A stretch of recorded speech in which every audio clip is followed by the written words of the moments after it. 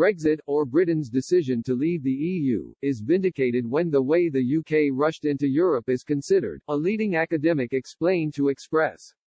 Critics of Brussels following the EU-UK coronavirus crisis have cited the event as an example of why Britain is better outside the bloc.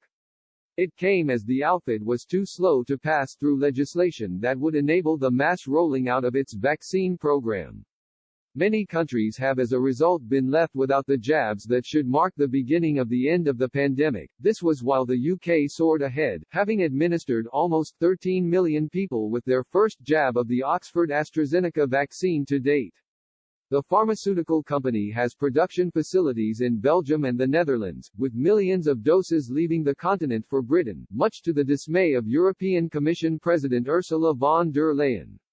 After briefly threatening the UK's vaccine supplies and triggering Article 16 of the Brexit deal, effectively erecting a hard border on the island of Ireland, Ms. von der Leyen backtracked and reversed the decisions. Many noted it was too late, however, with polls now showing how even ardent Remainers were disappointed with the EU's actions, and the World Health Organization's Director General, Tedros Adhanom, warned the bloc against vaccine nationalism. The bureaucratic nature of the EU means that its mass vaccination program is still far behind where it should be.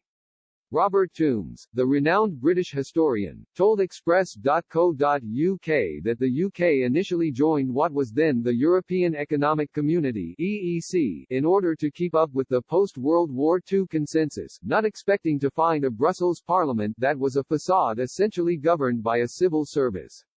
He went as far to argue that Britain rushed into Europe, a move that was too hasty and almost inevitably fermented an unstable future relationship between the two. Professor Toombs said, "People don't ask if the UK rushed into Europe often, and I think the UK did rush into it. You could say Britain was hanging around for several years after the European coal and steel community was created. But nevertheless, there was a desire to get into the EEC later on which retrospectively seems too hasty. We weren't under such pressure as people of the time thought. If we'd been willing to take our time over it, and maybe sign a deal with the European Free Trade Association (EFTA), which we were a founder member, then we'd probably have had a better and more stable relationship with the EEC."